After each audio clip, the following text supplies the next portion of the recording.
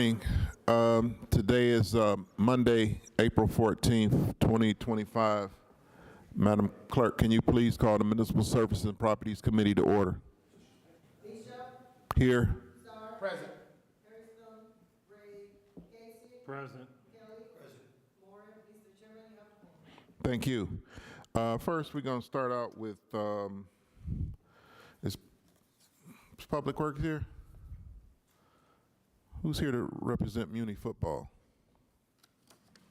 I don't think they're here just yet. Yeah, nobody's here to represent Muni football. Okay. All right, we move on to capital projects. First, we're going to have the legislative portion of the MSP service, MSP committee, and then we're going to hear a presentation from Westside Market just to name the agenda. Capital projects, can you come to the table? Good morning, Director. Morning.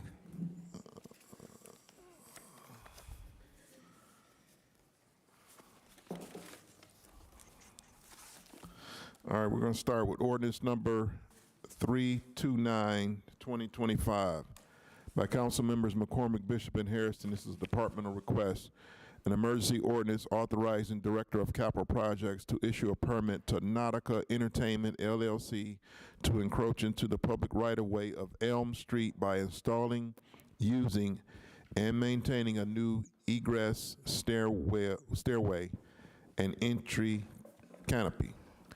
All right, Director. Mr. Chairman, as you stated, this is for an encroachment permit, and it's being requested by Nautica Entertainment, LLC. Nautica has just rehabilitated a historic building into a concert venue. Okay. And so this encroachment permit would be for installing, using, and maintaining a new egress stairway and an entry canopy, and both of those would be on Elm Avenue. This encroachment has been approved by Councilman McCormick, and he does support it. Okay. And did you provide us any maps, Director? Mr. Chairman, I'm not sure if we, oh, are they on there? Yeah. You said what? Yes, it'll be on your tablet, Councilman. Okay. All right. Yes, and it'll show the two bump outs within the Elm Avenue right of way. Okay. All right. Is there any questions on ordinance? Councilman Brian Casey. Thank you, Mr. Chairman, to the director. It's already a music venue, right? So what are they doing differently? So this building had been closed for many years, and so these are, to provide different entry points into the building. And so that's what they're doing differently. It was completely renovated into a venue with concerts as opposed to just a club type of venue. And so this is the new stairway and canopies that they're proposing. And Mr. Chairman, to the director, this is entrance for acts, or is it entrance for the public? Through the chairman of the councilman, my understanding is for the public. Okay. Mm-hmm. All right. Thank you, Mr. Chairman. All right. Is there any other questions on ordinance 329, 2025? All right. Seeing no further questions, ordinance 329, 2025 is approved. Please sign it. All right. Ordinance number 328, 2025 by Council Members McCormick, Bishop, Harrison. This is a departmental request.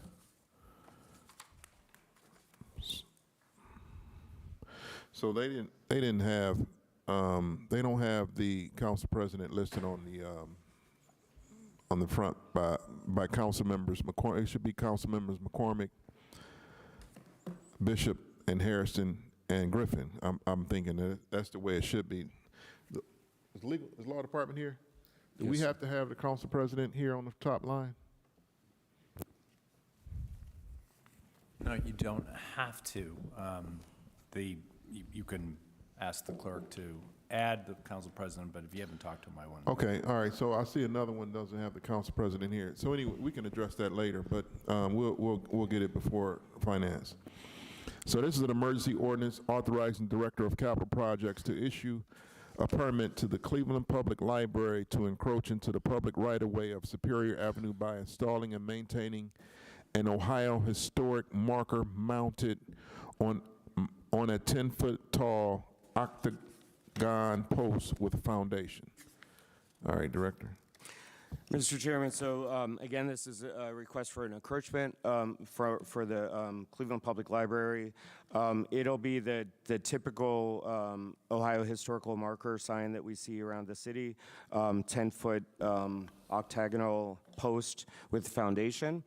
And I wanted to take a minute here to explain why the public library is seeking a historical marker, because I think it is pretty fascinating. So the library will turn 100 on May 6th, 2025, and the reason, obviously the library opened in 1925, but the reason why this is such a landmark library is it was the first big city public library design in the country when it opened. And one of the ways that it was innovative is that it used to be that the books, the stacks, were separated from the public. So you would have to go up to a library and request a book, and then they would provide the book to you. And with the Cleveland Main Library, this is the first time that the books and the readers were together by integrating open book stacks with large reading rooms. And so this new design fully embodied the concept of freedom of access to books, helping to build the foundation for the library's long-term commitment to intellectual freedom.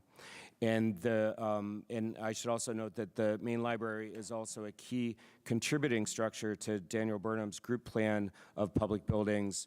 It's not in the group plan, but it's a contributing building towards the group plan of public buildings. It was designed by Walker and Weeks, and it served generations of Clevelanders. So the historical marker would be on the sidewalk, in between the bus stop and a bike rack, and it would be outside of the portion of the sidewalk that's needed for the pedestrians to travel. Can I Okay. have a point, Chairman? Can I have a point, Chairman? Pardon me? Can I have a point, Chairman? Just a minute, Councilwoman. So, so this is going to be right on Superior in front of the main library? Correct. Okay. Now, you say this was the first library to have open? So yes, Mr. Chairman, this is the first library that integrated the books with a reading area so that folks could go up to the bookshelves, grab a book, any book they would choose, as opposed to having to request it from a librarian, which in some circumstances, there could be a decision by a librarian not to hand over a book to somebody. And this way, you research which book you want, you look to see if it's available, you pull it off the shelf, and you can read it or take it out. Okay, so is that branch on Superior? Is that the first library, or is it just the Cleveland Public Library first branch? Yes, Mr. Chairman, this is not the first library in the whole country, but it is the first library to be designed so that the public can grab a book off of a shelf. Okay. Yes. All right, Councilwoman Moore.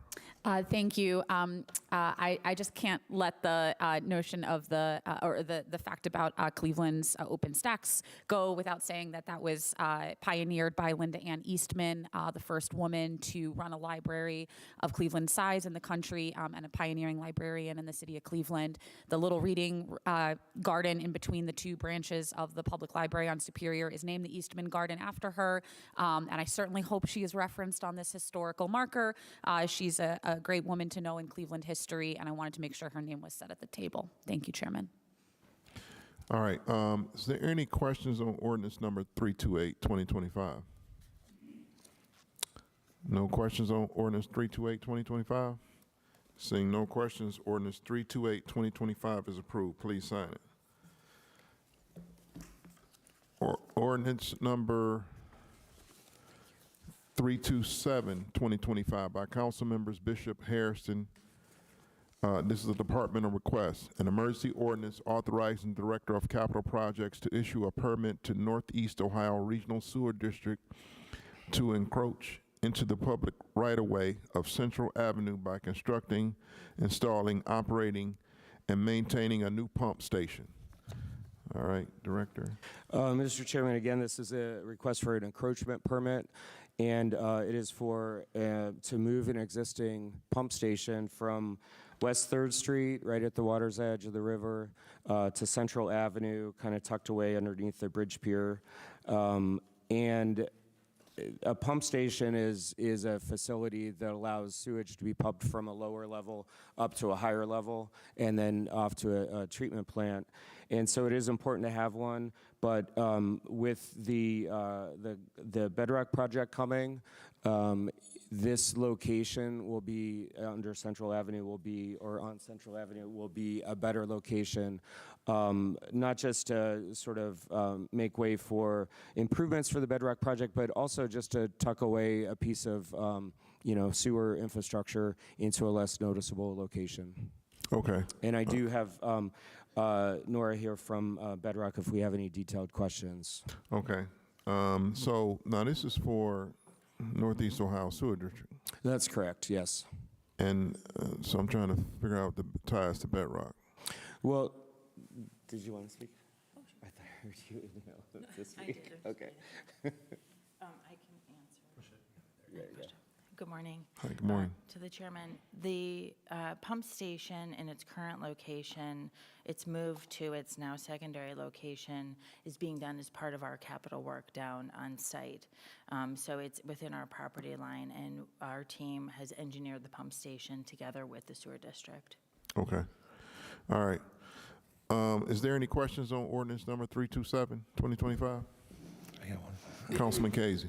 Thank you, Mr. Chairman, to the director, Ms. Romanoff. Is this being paid for by Bedrock or the sewer district? Bedrock. The move. To the chairman, to the councilman, by Bedrock. Bedrock's paying to move the pump station Correct. from its current location to where it, I guess, needs to go? Yes. Okay, all right. And it's no cost to the city at all? Chairman to the councilman, no cost whatsoever. All right, thank you. All right. Is there any other questions on ordinance number 327? All right. Seeing no further questions, ordinance.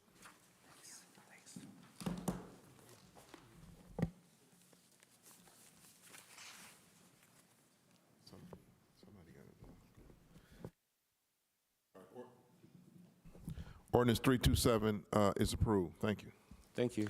All right, Director, thank you. All right, so, what, the West Side Market?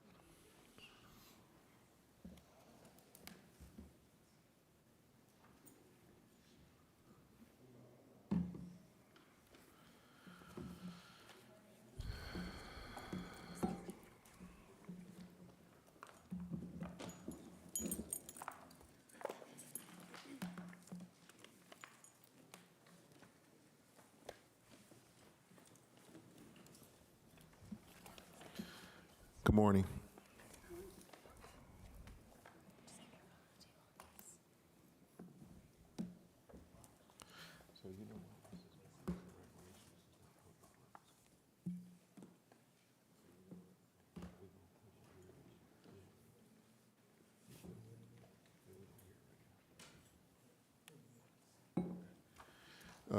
Please stand by. We're going to hear, so y'all can sit there, but we're going to hear our last piece of legislation, okay? All right, we're going to hear ordinance number 378, 2025. This is by council members Bishop, Griffin, and Starr. This is a departmental request, an emergency ordinance authorizing the Director of Parks and Recs to enter into a contract with the Northeast Ohio Muni Football League, AKA Cleveland Municipal Football Association, doing business as Cleveland Muni Football League to conduct a citywide youth program. All right, so Parks and Recreations is not here, so I'm gonna kick this over to Councilman Starr to kind of brief us. Councilman Starr? Real quick, just for context of everything, This ordinance is in line with the $160,000 that we allocate to Muni League, entire league each year. For the past, from the 90s up until 2022, we were allocating around, the city was allocating around $80,000 each year. Then we upped it up to give an additional $80,000 to support the growth of Muni League football, which have been around for over 110 years plus in the city. So this is an opportunity to have some support from the city in which we can be able to provide services to the hundreds of teams working and participating in Muni League with our youth from ages 5 to age 14 years old in Muni League football as well as cheerleading. Okay. All right. To the law department, is it proper for us to pass this legislation without the administration being present here at the table, Parks and Recs? Okay. All right. That's fine. Proper might be too strong of a term. You have the discretion and prerogative to enter the reading of the ordinance. Okay. Ask your committee to All right. to Okay. weigh in on it. Okay. Since this piece of legislation is routine, and the Muni football, and we have Rich Starr here, and we have the council, we have the director here from MOCAP. We're going to pass this legislation. Is there any objection to ordinance number 378, 2025? Mr. Chair. Councilman Harrison. Thank you. No objection, just a few words. Thank you for Councilman Starr in his words regarding the Muni League and what the importance of supporting this ordinance means. You know, as we know, as Councilman Starr said this morning, that we were one point supporting Muni Leagues at half this amount because of his leadership, because of his dedication, because his internal conversations. This body saw fit to double the amount of money that Muni League was receiving from the city of Cleveland. In fact, he also has made sure that each council member, or at least asked each council member, to donate additional dollars to get them up to that $200,000 mark, which has been a phenomenal level of support for the Muni League. You know, I hear from the teams, hear from the folks when I'm out and about, how appreciative they are of the support that, you know, this body gives them. Although, you know, they can always use more, but they are very thankful that they are receiving additional dollars from this body. And so I wanted to give you, Mr. Chairman, a shout out for ushering this piece through, and the increase before, along with Councilman Starr and his commitment to his community and our communities as well, because these teams play all over the city, not just in one area of Cleveland. Thank you. All right. Thank you, Councilman Harrison. Next, I'm going to go to Councilman Brian Casey. Thank you, Mr. Chairman. Mr. Chairman, just to reiterate what Councilman Harrison, I was here when we were passing the 80,000, and I'm glad that we're giving them the 160,000 now. But I also want to make it very clear that I hope this isn't going to start a precedent with the administration, and I appreciate the director of MOCAP sitting in, but that the administration starts to not show up for committee hearings. There's no reason for Muni football not to be here, and there's no reason for Parks and Rec not to be here as well, especially Parks and Rec, since they're the one entering into the contract. So although I'm very supportive of this, because obviously it's needed and it's a good piece of legislation, I hope that this doesn't start a precedent, though, moving forward. Thank you. All right. Thank you, Councilman Casey. It definitely will not start a precedent. We will definitely not move forward pieces of legislation unless it's properly represented. All right. Is there any other questions on ordinance number 378, 2025? All right, seeing no further questions, ordinance 378, 2025 is approved. Thank you, Director.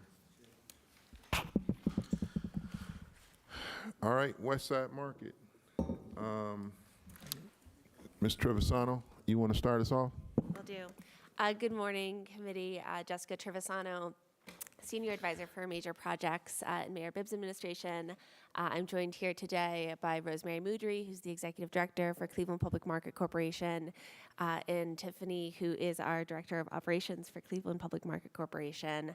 I'm going to kind of start our presentation, and then I'll hand it off to them to continue. We are here today just to give you an update. We don't have a piece of legislation in front of you. We don't have any ask, but we are about a year in to Cleveland Public Market Corporation managing the West Side Market. And we wanted to make sure we had an opportunity to give you an update on the operational changes, what's to come in the next year, and answer any questions that you might have. Just by way of background, I don't need to go through everything that's on the page, but West Side Market is continued to be owned by the City of Cleveland. Cleveland Public Market Corporation leases the market, manages the day-to-day operations, and they are also overseeing the capital repairs and improvements to the market, consistent with the West Side Market Master Plan that the city worked on over the past couple of years. A couple highlights. As you all know, the city committed $23 million for improvements in capital repairs and provides an operational subsidy to Cleveland Public Market Corporation. We're going to go into a lot of detail about where those dollars are going. Between 2012 and 2023, that was sort of before we started talking about a nonprofit transition. The city invested $9.7 million into the West Side Market just in capital. The operational subsidy continued to increase, and then COVID-19 accelerated vendor attrition. That's the background for sort of why we started focusing on West Side Market so heavily. I've been to this committee multiple times as we've kind of gone through this process to transition West Side Market from being both city-owned and operated to city-owned and nonprofit operated. West Side Market is an crucially important community asset. It is the home to over 60 small businesses that employ over 250 people. It provides fresh food and groceries to residents of Cleveland. 45% of the market shoppers live in the city of Cleveland, in a city of Cleveland zip code. And 25% of shoppers have a household income under $50,000 per year. It's both historically and culturally significant in Cleveland as a historic public market, and provides food access programs, educational opportunities, and small business startup space. With that, I'll turn it over to Rosemary to talk through all of the operational changes they've been through. Thank you for having us today, Chairman. We're excited to be here presenting to you. I just wanted to start by introducing our staff and board. I think many of you have met Dave Abbott, our board president, before. He's been in front of the committee and council many times, working with Jessica to the lead up to where we are today. Our board is represented by a wide array of folks who bring both expertise around small businesses, nonprofit management, fundraising, and many of whom have been longtime West Side Market shoppers who care deeply, deeply about its success. Our staff is made up of 3 directors plus myself who lead different sides of our work. Today with me is Tiffany Allen White, who obviously operations is a really large part of the West Side Market's work. And so she's here today so that she can share a little bit more about operations and answer any questions you have about that. So I wanted to delve into programming a little bit first. You know, one of the pitches of the nonprofit to City Council was that we can do a wide variety of things that are very intentional to support the market and to support Clevelanders. And so I'm excited to talk a little bit about that food access piece. We've continued to work with an organization called FAIR, who helps us bring Produce Perks, a program that allows TANF recipients, temporary assistance for needy families, to receive coupons of over $100 to access free produce. This year we served over 500 families, nearly 600 families at the market, with $75,000 worth of free produce going to families of nearly every zip code in the city of Cleveland. Some of the zip codes that are most represented are the near west side and the southeast side. Partnerships with Cleveland Public Library. We have continued a program that Jessica started, which brought Cleveland Public Library to vacant spaces in the market. Since they've been there, they've given away over 200,000 books with the intention of helping folks build that reading and library at home. An additional opportunity, right, was how do we make the West Side Market more reflective of the Cleveland community and ensure that small businesses from across the city of Cleveland have the opportunity to use the West Side Market as a place to succeed. So in the past year, we've had 91 opportunities for folks to vend, which included 62 unique businesses, the majority of whom were Cleveland-based businesses, and the majority of whom were minority-based businesses, in order to provide them a platform to do day stall vending and get an opportunity to test their product in front of thousands of people. One of the most exciting partnerships we've started recently is with Central Kitchen. They have 2 stands at the market, and we work directly with them. And it provides the opportunity for folks at Central Kitchen who have been expanding their product but have never had a retail location to see if a physical retail space is right for them. And so we have, I think, is it 5 or 6 in this first round? There's 6 businesses, all of whom are minority owned in that first round, and it's been going great. I think they're learning a lot. We've been engaging with them. We'll continue to have another cohort that comes in June, and then we'll bring back an all-star cohort for the end of the year. And we're excited to use this as a launching point for not just continued partnership with Central Kitchen, but other types of incubation and partnerships that can help expand entrepreneurship across the city of Cleveland.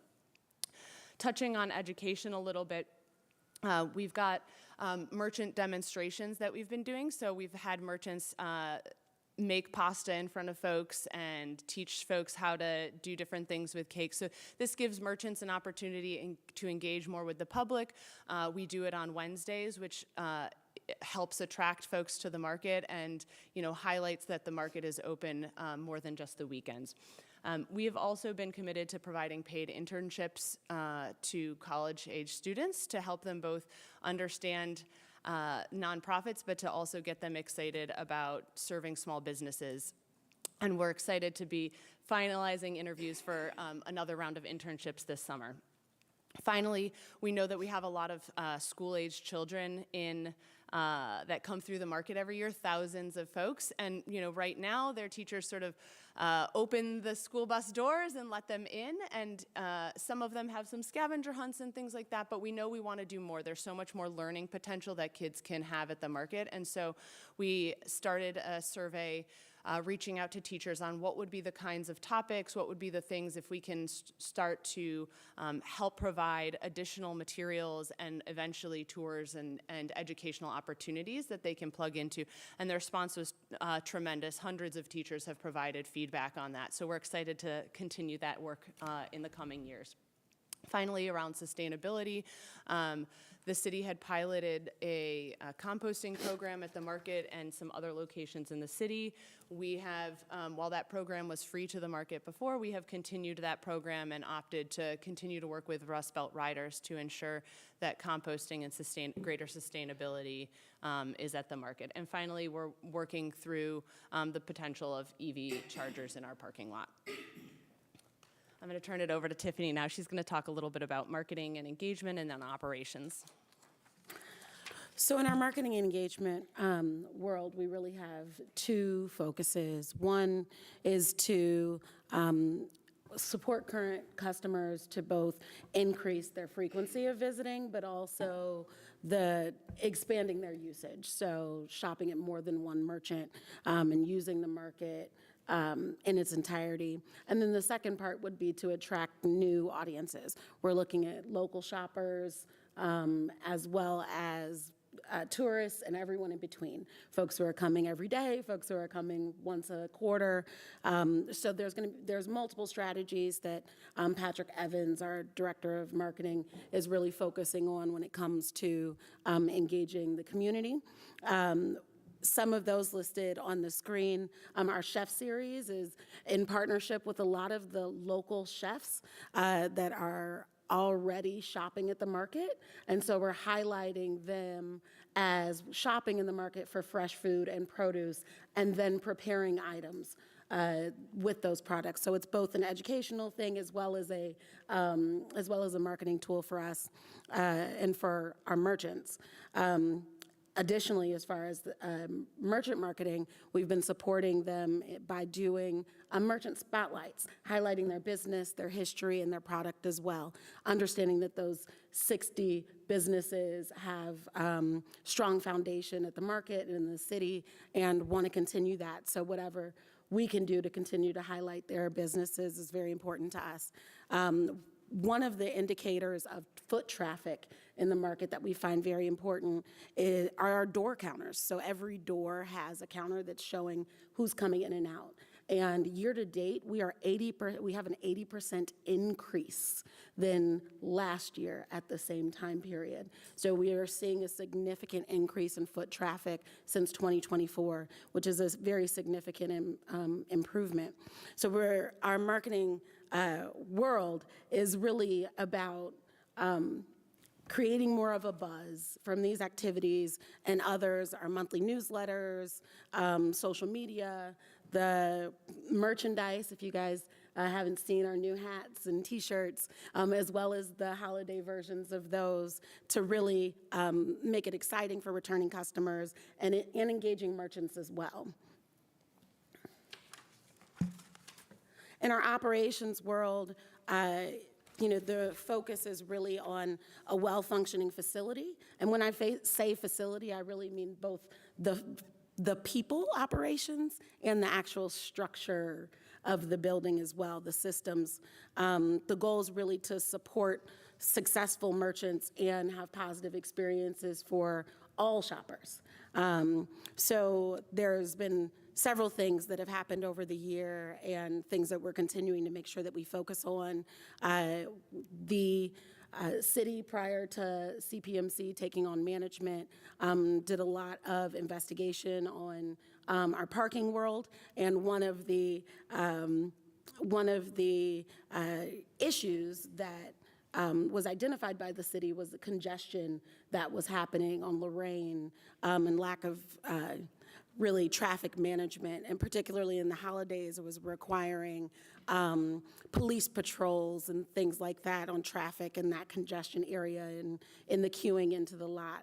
And so the gateless system has really completely resolved that, and we did not have to ask for that additional support from police this holiday season at all. Additionally, we have added programs like our Secret Shoppers program, which was created to really understand the customer experience. It provides us as management a little bit more insight, as well as our merchants, to understand what their customers are really experiencing. Some of the businesses that are there are owner-operators that are on site, and others of them are on staff, have their own staff. So being able to really have an understanding of what's going on and how the customers are experiencing the market is very important to them and to us. We also support the merchants in helping them to understand and brainstorm improvements based on those feedbacks. So whether it's their operational structure or signage or things that we can do to just help them think through how they are functioning so that they can better continue to serve customers and encourage customers to keep coming back. What's really important about our Secret Shoppers to me is that we're recruiting a diverse array of shoppers, both in their backgrounds, but also in their frequency of shopping in the market, whether they're new people who have never come to the market, people who are returning because maybe they were discouraged from coming in the past and they're wanting to try again, or our regular shoppers. So we're getting a diverse array of experiences. And there's an excitement around it. There are several shoppers who are asking to come back regularly, people who are saying, wow, I didn't realize how rich of an experience this was, and are really wanting to both come back as Secret Shoppers and just come back to shop. And as well as merchants who are really excited about some of the feedback that they're receiving and the opportunities for them to hear from other people about and from their customers about what their experiences are. You'll also see in our operations a lot of improvements when it comes to cleanliness and maintenance. Someone from my team is at the market whenever it is open, and CPMC is there on Tuesdays and Thursdays during business hours, during 8 to 5, even when the market's not open to the public. So we're always having a pulse on what's happening in our building, in addition to our 24-hour security guard. So we've spent a lot of energy over this last year really understanding the building and its systems, but also putting a lot of energy into deep cleaning, preventative maintenance, particularly Rosemary's going to talk a little bit later about some of the improvements to come, but wanting to make sure that our systems are in a high operational capacity as best as possible so that it's not interrupting merchant business operations at all. So our basement coolers, our display cases, and working with those companies that have serviced those over the years to try to extend the life as long as possible of the systems that exist. My team is responsive to our maintenance requests within 24 hours, and also doing deep cleanings of stalls, high areas, things that really have been not as attended to as could have been, that we're trying to ramp up that appearance as well. So something that was a very big complaint or ask from our community was that there's nowhere to sit when you come to the West Side Market. And this is not only a challenge when you want to eat your gyro, but it's also a challenge when you might have different physical limitations where maybe you need to sit down and take a break, right? So this last summer we were able to add patio seating, and it actually kind of gives a little preview of patio that's to come with the master plan. And we saw immediately not only merchants but customers as well coming to us regularly saying, I've been needing this for years. Thank you for responding.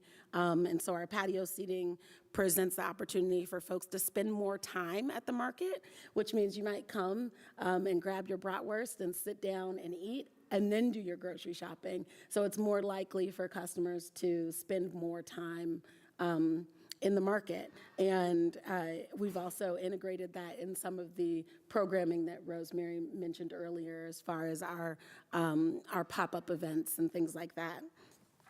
So I'm going to pass it back to Rosemary so she can talk a little bit more about the future of the market. Thanks, Tiffany.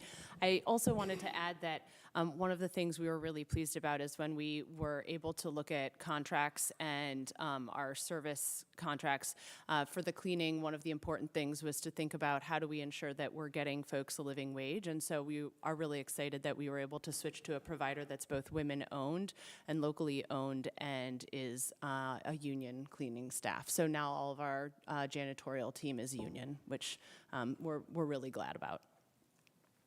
So shifting over to the capital improvements to come. So we have about a $68 to $70 million project, as folks know. We are in the process of tomorrow closing on tax credit financing, which is really exciting. And that will close on the first stage of the project, which includes about $50 million in sources, thanks in large part to this group here. That includes City of Cleveland support, the federal historic tax credit, New Market tax credit, Port Authority sales tax exemption, state capital grant, philanthropic support, which includes Gun Foundation, Connor Foundation, and Leading Gifts by Key Bank so far, a Department of Development brownfield grant, and Cuyahoga County capital support. And the first stage of the project obviously includes the soft costs like architecture and engineering, financing, those kinds of things. And then we're going to kick off with the renovation of the East Arcade, which is nearly vacant right now. And so part of the reason we wanted to start there is because both it's vacant, but it also, we wanted to do something that was going to improve space for the merchants, but also be something that the public could understand and really see. It also logistically, we were really thoughtful about how do we stage this project in a way that maximizes our dollars and minimizes the impact on merchants throughout the project. And so we'll start with the East Arcade. That will get renovated into the Produce Arcade. Once that happens, all the produce folks will move into that East Arcade, and we'll shut down the North Arcade. The North Arcade is the arcade that touches West 25th and goes along Market Garden Brewery. That will become swing space for all of the basement coolers, for the butchers to do their cutting, for all of that cold storage that's in the basement right now, because the basement systems are really integrated together. The coolers, the electrical, everything is really spaghetti down there, and so trying to do something piecemeal was going to be really complicated in terms of interruptions, but also this allows us to always keep construction separate from food and merchants so that it's safer, it's cleaner, and hopefully provides less disruption to the merchants who obviously work so hard to provide their product. So the basement will be the next thing, which includes a full gut doing all of the coolers, new HVAC systems, which will provide heating to the full market and the arcades. It will also provide air conditioning. One of the challenges is the display cases in the market came long after the market was built, and so when the market was built, there wasn't commercial refrigeration in the way there is now, and so those cases are designed for grocery stores, which, keep it mighty chilly in the summertime, and so they have a really hard time performing well, and so by having a building that's going to have more contained temperatures, it's going to preserve equipment for a lot longer and allow merchants to operate more smoothly and allow for there to be a lot less interruptions of businesses. Other things that are happening are addressing some of the issues with the clay tile roof, the smokestack, which has had some challenges that MOCAP identified, and then there's the East Connector, so there's going to be 2 connection points from the Produce Arcades to the Market Hall. This kind of harkens back to some of the things that Tiffany was sharing about, making the market a place that's more accessible to everyone. If you've ever gone from the Produce Arcade to the Market Hall in the winter with a stroller or a wheelchair or a cane, it's, you have to go through a set of double doors. Then you have to go up a sidewalk, and then you have to go through 2 more sets of double doors. And so these connection points really create unify the building, make it much more accessible, also make now that we're adding HVAC to the building, it's going to allow us to better maintain temperature control. But really importantly in that east connector, which is back towards the loading dock, that east connector also includes a number of service components like a freight elevator and stairs to the basement, which will serve both the North Arcade and East Arcade. Right now the produce merchants have to use the freight elevators in the building, which are undersized for modern pallet jacks and require them to go up a ramp and down a ramp and a number of things. So this will provide an at-grade elevator opportunity and hopefully make their lives a lot easier, as well as prevent a lot of the maintenance challenges that occur from the freight elevators right now because it's just a mismatch in size. Rosemary, before you move on, I just want to point out in this sources table, because one of the things I know we've talked about a lot at this table is for the past 113 years, the only support for capital has come from the City of Cleveland, that top line, City of Cleveland capital support. And so not the only reason to switch us over to nonprofit, but an important reason to switch to nonprofit operation is our $23 million that the City Council passed and supported has been more than doubled by other sources, from tax credits, from philanthropy, from other grants that the city would not have been eligible on to acquire on our own. And so in this first year, it has already, I think, been a pretty major proof of concept that by bringing in this nonprofit partnership, we're able to bring in a lot more capital support for a building that we, the city, continue to own. Thanks. Thanks, Jessica, for jumping in there. Just wanted to talk a little bit about the community benefits agreement. So this is stuff that's familiar to you guys, but just want to highlight again, as part of this capital improvement project, we will sign a community benefits agreement with the city, and it will include all of the, critical components that you would expect from a private developer for this city project. So, things like small and minority business commitments, community outreach, good faith use of union labor, and customer access. Just again, emphasizing that part of our goal is to really make this the city's market and ensure that it's a place that everyone is welcome and shops and is reflective of the Cleveland community. Wanted to kind of finish out the capital improvements by talking about what's coming in stage 2. So the first stage is really a lot of those infrastructure components, a lot of the things that make possible renovating underutilized spaces. So a key piece of the master plan was thinking about how can underutilized or vacant spaces in the market be renovated and used to create new revenue streams, which will eventually lead to the sustainability of the market and us not returning to you year after year for support. And so the second stage includes the renovation of the former men's locker room and women's locker room into a teaching kitchen and event space. It also includes a mezzanine inside, so the market hall itself will have seating. There won't just be outdoor seating or things like that. There will always be seating inside. There will be ADA access, so there will be bathrooms on the first floor of the market. There will be elevators up to our office. There will be elevator to the event space. It also includes the courtyard, so transforming that space in between the market hall and the arcades into an actual seating area. Again, these both serve a mission-oriented purpose and a revenue-generating purpose. So, we can do a lot of our nutrition education programs in these spaces. It allows us to have a multiple spaces where we can welcome school children and do all kinds of programming. It gives us other spaces to, bring in small businesses, do teaching, but it also allows us to rent the space out in the evening for weddings, for corporate events, things like that that will drive revenue. The North Arcade becomes hot and prepared foods. One of the barriers to entry right now in helping the market become a more diverse place is that many of the applicants the city had received from applicants of that were for hot foods that required hoods and things like of that nature, and there's no infrastructure in the market that really allows that right now. So the North Arcade is a space that allows us to put hoods in, that allows us to bring that prepared foods, and really makes us competitive with every market across America who has those hot prepared foods that really represent the ethnic diversity of the community. That's where you go and you get a taste of all the things that are in a city is in that space. The other important part is there will be additional indoor seating integrated into that space, which again can be for just folks having lunch, or it can be a neighborhood gathering spot where it's a free space to work and enjoy lunch.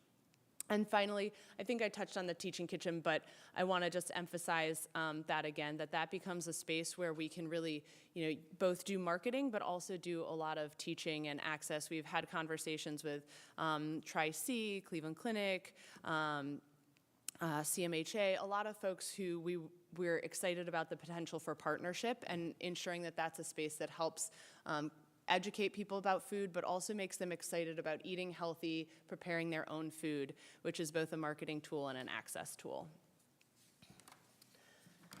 Want to move over to the budget, and so I'll let Jessica jump in if she has questions, but wanted to kind of give, we did a comparison of the 2023 budget to the 2025 budget because those were both stabilized years, and last year was, sort of this weird half and half mix. But wanted to kind of talk about, so 2023, that was the proposed budget, although 1.4 million was proposed in merchant rent, it ended up being closer to 1.2 million. So really, in terms of revenue generated, we're holding steady there. As you can see, there are some differences, but a lot of that focus is around a big piece of the difference in the net operating income is around the need to do insurance. The city has always self-insured the building because we're doing financing with other parties. That self-insurance is not enough. They require us to have property insurance and builder's risk insurance and things like that. And so those are some additional costs we've had to take on. But I think outside of that, you can see we've really worked hard to balance the budget in ways that don't extend the city's commitment, but bring a lot of value through programming, through increased dollars for maintenance and repair, and ensure that we're, providing a high quality space for merchants and customers to visit. Just want to turn it over to questions. Yeah, that concludes presentation, but again, really grateful for the opportunity to come talk about the transition over the past year. I think that, as I mentioned, in so many metrics, I think this has been a huge success story for the city, and I'm really impressed with the way that Rosemary and her team have been operating the West Side Market. Okay, thank you, Ms. Trevisano and Rosemary and Tiffany. Thank you very much. We appreciate the presentation, and we appreciate the thoroughness of this presentation. I got a couple questions right off the bat. Sure. About the capital improvements. Sure.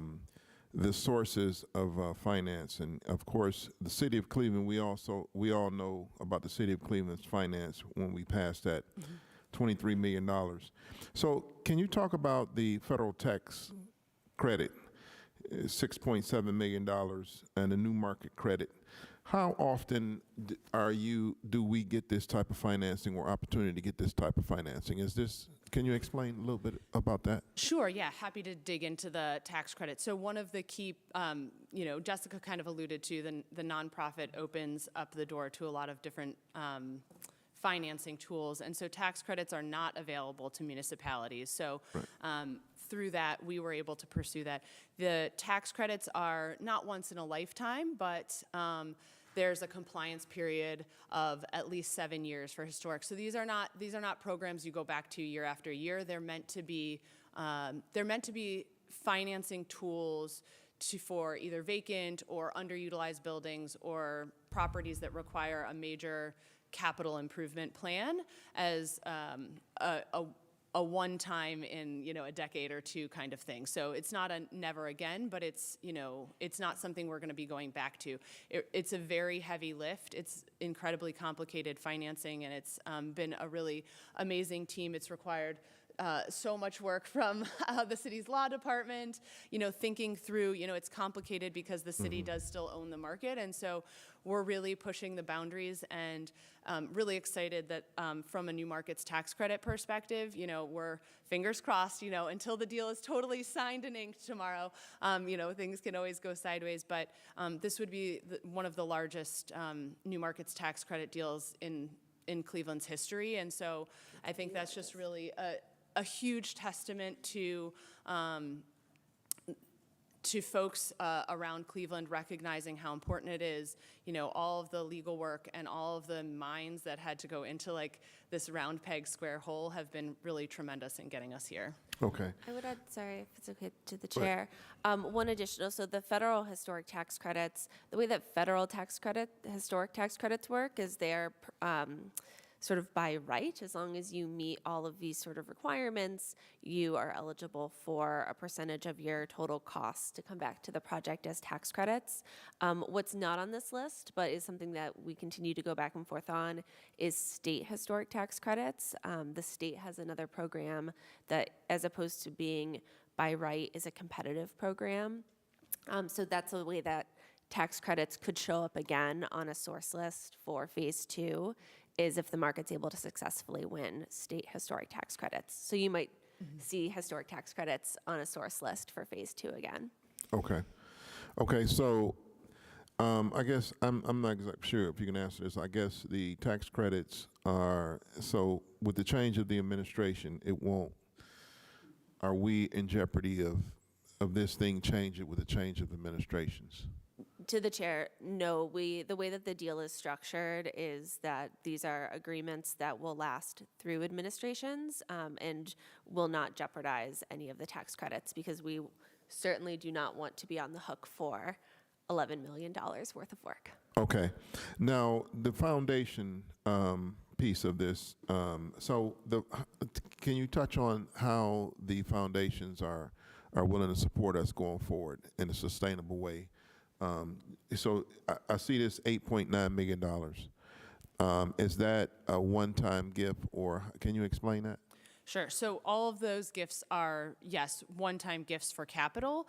Okay. That doesn't mean there's not other opportunities, but we weren't pursuing programmatic gifts right now. We were pursuing specifically for the capital campaign. So this is just a capital campaign and just those asks.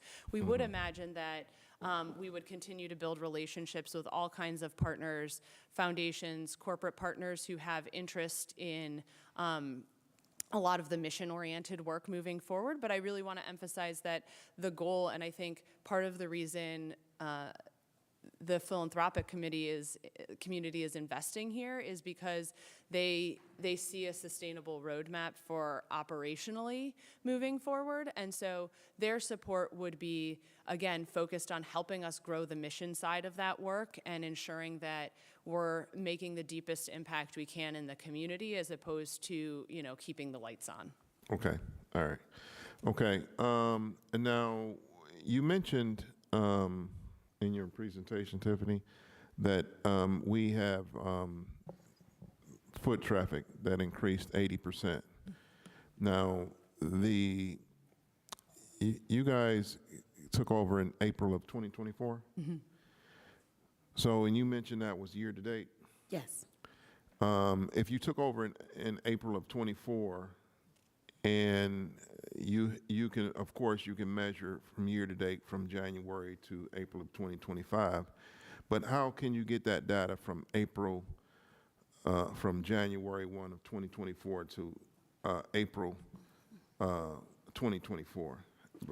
And you wasn't at the market. How did you compute that data? To the chair, the door counter system has been in place prior Okay. to us existing, and so the system allows you to look retroactively to see historical data. Okay. All right. So another question I have is about parking. Okay. I noticed that you took down the gates. You say you took down those gates, right? Correct. And so I was at the market. Well, I think we were all at the market just about a week ago, and I went out to the parking lot, and somebody approached me and saying, "How do you work this parking thing? Because I guess you guys got a QR code up there that you scan and you try to." So how are you going forward? How are you going to make that parking situation feasible to folks that's not accustomed using the QR code, things like that? Yeah, thank you to the chair for that question. So we both have a QR code and there's a physical kiosk where folks can also pay. And then during market hours, the first 90 minutes is free. So again, if you're just coming to grocery shop, you don't need to do anything. You can just come in, shop, and leave. So we feel like that's a significant period of time where most folks can get their shopping done, and that ensures that they are able to access the market anytime. Okay. All right. So I have a few other questions, but first I'm gonna go to my colleagues. I'm gonna open up to my colleagues. Councilman Starr. Thank you, Chairman. Got a couple questions that I definitely want to ask related to the changes from 2023 to, I believe, 2024 is when it became a nonprofit, which is still a city-owned building, but it's also just managed by a nonprofit. And through that change, you have turnover, you have upgrades to the facility, you have a lot of different things within that change. So my number one question I definitely would like to ask from the switch of being managed by a nonprofit versus being managed by the city. Before then, how many merchants did we have at the West Side Market? And then actually, what is the total number of merchants today, through the chair? Great, thank you. So I can answer that. We have been hovering between 60 and 65 merchants for the last few years, and that's still where we are now. Okay, and within that 60 to 65 range, who is the most tenured merchant there that you have? What business was there the most tenured or longest that you have out of these 60, 65? So we have several businesses. I wouldn't want to just quote without looking at dates, the exact years, but we have several businesses that are 30 plus years in the market. Okay, and through the chair to the table rather, within that, with each business, do they sign lease agreements per year? And is it annual lease agreements or is it multi-years through the chair? So the city always signed annual leases, one-year leases. So now that we're completing leasing for the first time, right now everyone has also continuing to keep them on yearly leases. But one of the changes that was discussed in the master plan is the opportunity for us to be able to offer longer-term leases to merchants to provide more stability. Obviously, we would only be providing those to high-performing merchants who have a track record of success, who are fulfilling the mission of the market. But we do think that's an important sort of next stage to be considering, because when folks want to buy a piece of equipment or something like that, you can't really finance it if you don't have a longer-term lease. Correct. To the councilman, through the councilman through the chair. Just to add, Rosemary was correct to say that typically the city offered yearly leases, with the exception of in 2022 the leases rolled over into month-to-month leases and have stayed that way through the transition, because we knew that there was going to be this switch, and so it's the case that usually it's yearly leases, but there was a short period of time where we just signed month-to-month leases with vendors, knowing that there would be this transition. Thank you for that clarification. Also, through the chair, since the nonprofit has been in existence, which is Cleveland Public Market Corporation, how many organizations or merchants have not received a new release that possibly been there long before the nonprofit came in, or how many actual merchants lease has been terminated through this corporation, through the chair, since this inception of this nonprofit? Yeah, to the councilman through the chair, when we were offering new leases, when we were renewing leases, we did not offer new leases to 2 merchants. And you didn't offer it to 2 merchants? Correct. Is there a reason why they didn't offer it, or through the chair, or a reason why they weren't? I mean, what was the reason they didn't receive a new lease term? Yeah, so I mean, we've tried to let folks kind of have their privacy, and give them the chance to leave on their own terms. But I think it's really important that the market be a place that has merchants who are committed to providing good service, who are committed to providing honest, fair pricing, who are committed to being a positive impact both to the public and within the market. And so, for a variety of reasons related to that, after evaluation, we chose not to offer those 2 merchants a new lease. And through the chair, so you created a evaluation process of each merchant. I know you mentioned the secret shoppers and things of that nature. So after someone have a poor evaluation, we just terminate their lease, or do you not work with them to get them in compliance of what you want to do? Because obviously it's something new for them. Do you have anything or any system in place to get them on track? And I'm thinking from an HR standpoint, HR job is not to just solely focus on terminating or fire someone. Their number one resource is, or their number one focus is getting them on board and getting them on track on what you need them to do. So do you have something in place, or it's just like, hey, we did some evaluation, we don't think you fit the need, you're gone, through the chair?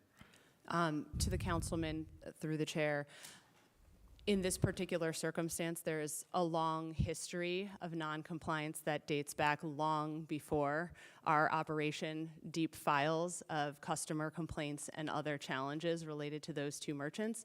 And frankly, the types of complaints we've received are not the types of complaints that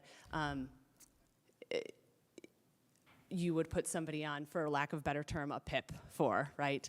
And so, there's many merchants who, nobody's going to be perfect all the time, right? Everybody has a bad day. Everyone has a complaints. We're not talking about merchants who have small challenges. We're talking about folks who have a long history and who we did not feel we could work with to get them to a place to operate in a way that we thought was reflective of the market's commitment to customers. To the councilman through the chair, I might add just a little bit of context from what I saw in the kind of time that I was working closely with the market and learning more about how the city ran market operations. A couple of things that I think are important to note. One is that from my experience of the market, when the city went to renew leases with vendors, basically what they did was look to say, has this vendor paid rent on time or, generally? If the answer was yes, they're not significantly behind on rent, even sometimes they were a little bit behind on rent, that was really the only metric that I ever saw the city use to renew leases year after year. There wasn't any sort of qualitative evaluation of like, is this a good vendor who's, contributing meaningfully to West Side Market? And the way that the city also operated the market is that there was this sort of rule violation process that was somewhat onerous, and the market management would often find that they had a hard time issuing violations because it would have to go through a lot of levels of bureaucracy, and it became a he said, she said, and it tended to be very difficult for the city when it was operating the market, when I saw, to have some sort of formal action against a merchant or, decide not to continue leasing to merchants. And so the fact that there is such a deep record about certain merchants in the market really speaks to the contributions that those merchants were making, I think, negatively to the reputation of the market. And Rosemary is right. No one wants to be disrespectful to the, real time that these families have put into developing their business and being at the market. And it's a really difficult thing to tell somebody that they would not be offered a lease going forward. But at the same time, I think one of the benefits of having this different management system and additional staff and more documentation is that the nonprofit staff can really safeguard the reputation of the market, because there are 60 plus small businesses. And if somebody comes in and has a poor experience, they aren't often thinking, oh, I had a poor experience with XYZ vendor. Instead, they're saying like, oh, I had a bad experience at the market and I don't want to go there anymore. And so having these challenges with vendors has a really substantial impact on all of the small businesses in the market. Yes, thank you. And I, just for clarification, so prior to this, the corporation nonprofit existence, it basically was he say, she say stuff regarding the evaluation of someone. And then we come in with this new guideline, and we could say whether you was there for 30, 40, 50 years, if we do an evaluation and you don't meet the standard, we then determine not to lease to you once again. Through the chair. To the councilman through the chair, I think that's a close approximation. I mean, one of the things we heard from merchants is that they wanted more sort of professionalism in the management of the market, and this is one way that we're adding that, or that the nonprofit is adding that, is by putting more guidelines around how to lease. If I may, to the councilman through the chair, we also, my team and I, speak with our merchants and their staff on a daily basis and are giving them feedback in the moment regarding everything that we see, whether it's cleanliness of operation, customer experience, transactions, display, all sorts of pieces of information that we're constantly providing feedback on. Merchants have responded with a variety of feedback, similar to like you, Councilman, referred to in the HR process. You have some merchants who are extremely excited for the feedback and support and really eager to receive that, and others that are a little bit more hesitant. We've been even trying to support those who are a little bit more hesitant to think outside of the box, to think about doing things a little bit differently. And we've been encouraged by merchants themselves to stand our ground, to hold higher standards to themselves and to their neighbors. So it's really important to us and to the merchants that are both new and have been there for decades to push to improve the quality of the experience for customers and their employees at the market. So with all those new changes, obviously, the reason why I'm asking is because a couple folks reached out to my office regarding the West Side Market. Mm-hmm. And it seemed from their standpoint as if they are the ones who mentioned oftentimes and spoke out about how we all know that the West Side Market was not the best facility improvements were not being made. Some of the different areas where they were stationed at, whether it was security, whether it was maintenance, whether it was upgrades in the facility, they spoke out about that. And now they seem as if they've been there since the 1980s. And for the first time in 45 years, their lease is not being agreed. I mean, they lease has been terminated, and they're being asked to leave at the end of this month. And they're still trying to figure out, is it because they were the ones who always spoke up? They are the ones who said some things needed to change within the operation, to them saying 45 years later for speaking up with the new operation as if they were pinpointed out to be the ones to get out. Because the reason why I asked that question is because I speak out all the time. If I don't like something, if I don't feel that it is a problem to me, if it came to my desk, I'm going to speak up after I look at some of the facts that I can get to give clarification. And through this committee hearing, I'm hearing that we didn't have no track record to have processes in place, meaning I didn't hear nothing about the health department doing inspections at these merchants where they have been deeming them as far as poor quality of food, in violation of health violation department or anything like that.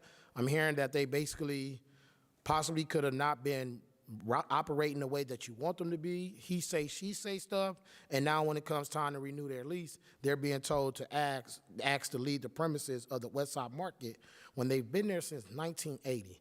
Now, if I've been somewhere since 1980 and you switch over to a nonprofit and you're now doing a new system in place, you can't just tell me, well, the he say, she say stuff from years past is the reason why we're not going to renew your lease, but also we're going to put in these new metrics to show you how you're not meeting our new evaluation. Well, that is not enough time when I believe that there should be a more process or more open process to get them on board. If they're not on board on something, I don't think they want to just pack up and leave after 45 years. I believe through seniority and tenure, they should be honored with the opportunity to get over there. Like I said, I know some people that have been around here for since 1980s, and their systems of what they do is how they do things.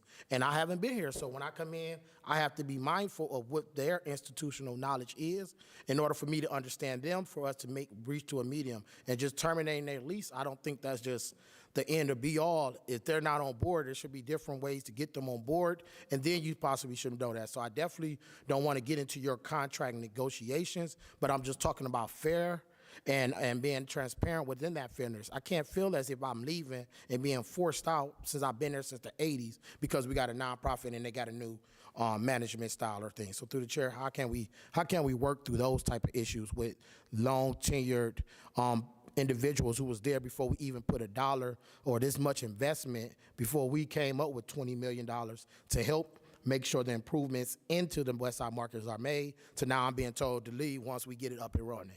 Through the chair. To the councilman, through the chair, I want to be very clear. It's not the previous he said, she said. I think, one, this is not HR. Legally, folks have there's no legal obligation to renew someone's lease. That, to your point, does that make it fair? No. But there's 58 to 60 other merchants whose leases were renewed, many of whom have just as long of tenure. There are, I would say every merchant in the building has come to us with complaints. Neither of those merchants have complained anymore. In fact, I'd say they've complained less than many others. So I think this is the very reason those merchants stay in the building, is because every time somebody raises an issue, they feel comfortable going to the media, making accusations, doing all kinds of things like that. And frankly, it's easy to gain sympathy. And so it put the city in a very difficult position to ever pursue those kinds of things. But I think it's really critical. And I think the fact that they continuously pivot on accusations, that they make up things that are irrelevant to the situation, I think that should very clearly show why they're not the kind of merchants that belong in the West Side Market. I would just add to what Rosemary said, to the councilman through the chair. One, I want to very clearly and transparently state that the way that this nonprofit is operating West Side Market and the way that the administration is thinking about West Side Market, we invite merchants, vendors, residents, community members to tell us how to be better. We want the West Side Market to be better. And so an implication by this vendor that speaking out has led to some sort of punishment, as Rosemary said, in the 3 years that I have been working with West Side Market, I would put them in the bottom quartile of the vendors who have talked my ear off about things that need to change, which again is something that we invite. So I want to just very clearly state, if vendors have some sort of challenge with the market, this is not retribution for saying those things. That is something that is invited by management staff, by the administration, is to air those challenges so that we can fix them. Thank you. And through the chair, Ms. Jessica, you're not on the board for the nonprofit, are you? That's correct. So through the work that you do for, as a chief strategist, I believe, right? Or one of the strategists? Senior advisor Senior- now, but senior that's, advisor? yeah, Okay. it's changed. Title's always changing. You had a new title the last 3 years. I know. I'm trying to keep up. It's okay. Within the work that you do you have any qualitative evaluation of the nonprofit and yourself that you do annually? Yeah, to the councilman, through the chair, as part of our management agreement, we do have specific report outs that the nonprofit is required to submit that, we can kind of share back through. A lot of it is what we've talked about today, right, is giving us updates about number of merchants, rent, budget, capital projects, where they're at with their CBA. Those are the sort of qualitative measures. And then the way that I think we'll get to vendor operations is really to see the customer change, right? As more customers come, as vendors are making more money, that's how we'll know that we have a vendor mix that is really serving the community. It's really tough to ask vendors, how do you think your manager is doing? Because whoever says something good about their landlord, it's very rare. And so that's not one of the metrics that we're studying. Yes, and through that process, through the chair, definitely we'll want to look into seeing what shoppers are saying about the experience. Yes. Also what the merchants are feeling as well, whether it's a survey, whether it's different conversation, because on the news, everybody say everything is great. There's only a few that will stick out here and tell the truth. And when they tell the truth, sometimes they feel as if they're being targeted. I know myself, sometimes I say some things that people might not agree with, but I'm able to sleep every night because I'm speaking my honest truths. And if it doesn't sit well with you, that means you just need to get out of this kitchen or get out of the oven, because this is reality.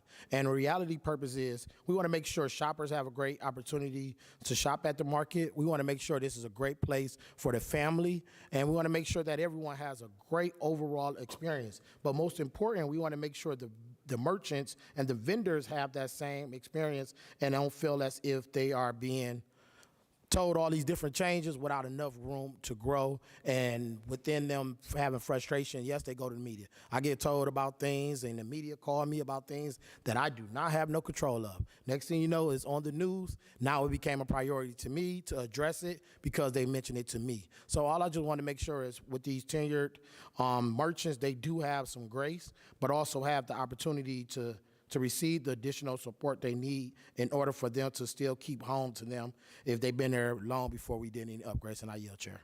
All right, thank you, Councilman Starr. You bring up some great points. I got a question. Have you communicated in writing to all of your vendors what you expect from them, your system of evaluation? What do you deem as a high-performing, because somebody mentioned a high-performing vendor. What makes you a high-performing vendor? Is it your prices? Is it your attendance? Is it your customer feedback? Do you have something in writing where the vendors have kind of a roadmap of what the Public Market Committee expects of them and how they do business? To the chair, there's a variety of ways that those are in writing. One is in the lease, there's a set of rules that they must abide by, which include things about the way that they treat shoppers, transparency in pricing, all of those kinds of things. So that's always been there, and frankly, those aren't new things. Those are things that have always existed. We have focused on making sure we're enforcing and communicating the things that impact the public the most and impact fairness between merchants the most. So there's rules about, not using space that you don't pay for and things like that. So those are all things that we have consistently told people we were going to enforce. There's rules about attendance, which have historically not been enforced, that we have, we knew that was going to be a very difficult one. So we have not used that as we've started tracking it, and we've shared with folks those kinds of metrics, but we've been very clear, like, we're tracking this, we're paying attention.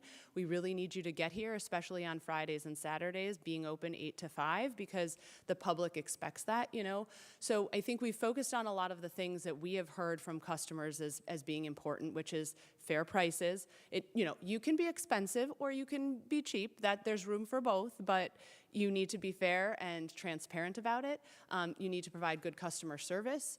If somebody comes with a complaint, are you addressing it? If we're getting a call to the office, are you trying to resolve it? Are you, working towards addressing those challenges with that customer?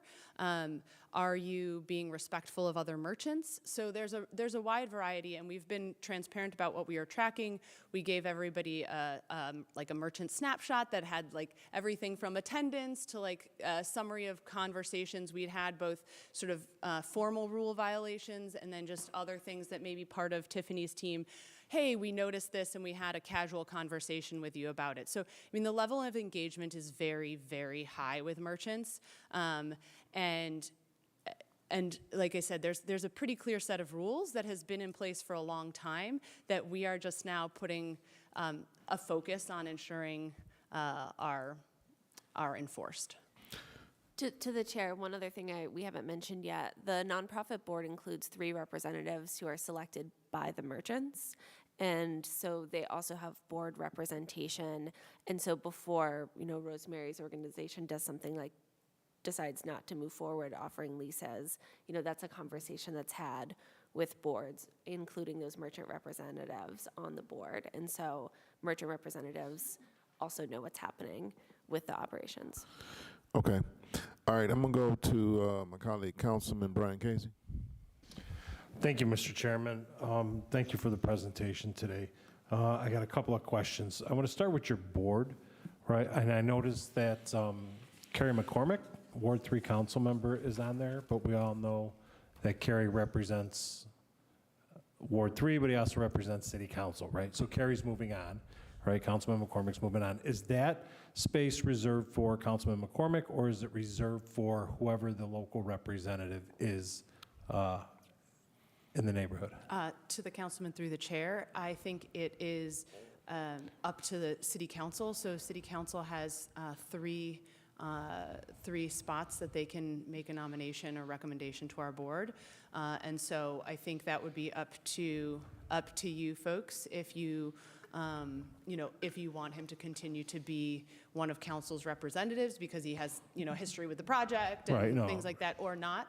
And then, that would be a separate, if not, then, we can circle back on, who would be a replacement. And then, obviously our board could decide if they wanted Carrie to Councilman McCormick to continue as a non-council nominee. Right, and that, who are the other, Mr. Chairman, to the executive director, who are the other 2 council representatives?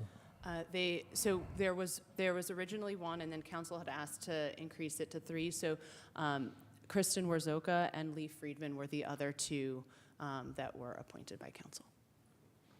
Okay, all right. So it's not specifically council. So council has 3, and we can deal with that. Okay, all right. I want to go back to something that Chair Bishop touched on, and that's the parking, right? So when we were going through this whole process of turning the West Side Market over, one of the big sells was, from the chairman to Ms. Trevisano, was that I believe you stated that the parking would generate $800,000 a year, right? And that was a big sell. So obviously we have fallen very, very short of that. Now, as the chairman had mentioned before, two weeks ago, we were out at the market, and every one of us could have driven right out of the market without paying to park. So, and I know that you said that it's the QR, and I believe that you mentioned that a kiosk was manned, right? So what are the hours of the operation for the kiosks that are manned? And what steps are being taken where you've fallen very short of that goal of 800,000 a year? Even your projection of 20 for this year, right, for 2025, is still very short of that goal. So what is the board doing to ensure that you guys achieve that goal that we were told of $800,000? Yeah, thank you for that excellent question to the councilman through the chair. So I agree. So parking revenue is really critical. I think what we've seen is, so one, it's camera enforcement system. So whether you drive in and out without paying or not, you can, just like you could get a ticket if you don't pay your meter, you can get a ticket at the West Side Market parking lot. Now, I think what we recognized last year, there was change takes time, and so for a lot of folks, it's taking time, and so we've been cautious about the way we do enforcement so that longtime customers can adjust to the new system. So I believe that over time, there's a lot of room for improvement. We've changed some things. So originally, we had planned to just do 60 minutes for free. There was, frankly, just a lot of pushback on that. And so one of the challenges with that parking lot is balancing, how to increase revenue while also not impact the small businesses, not just in the market, but in the district. So we've been trying to do a combination of things, and I think over time it'll continue to increase. And I think as folks get used to the system, revenue will increase. But we've made it clear that we to merchants and to other constituents, there is an expectation that we generate revenue that helps us break even. There's limited ways that we can do that outside of fundraise. So there's rent, there's parking revenue, things like that. So something is going to have to give, and so we've made it clear that we're going to have to continue to look at parking and ways to increase it. That kiosk, so while the market is open, there's always a parking attendant in the lot, and they kind of hang out by the entrance to help folks with the QR code or the kiosk or whatever. But the kiosk is available 24 hours a day. Okay. And then, Mr. Chairman, I want to call you Rosemary, but that's it's okay. to Rosemary. The parking, is it 24/7, or does it close at a certain point, or is it paid 24/7? It's paid 24/7. Okay. All right. And then moving on to just for historic purposes,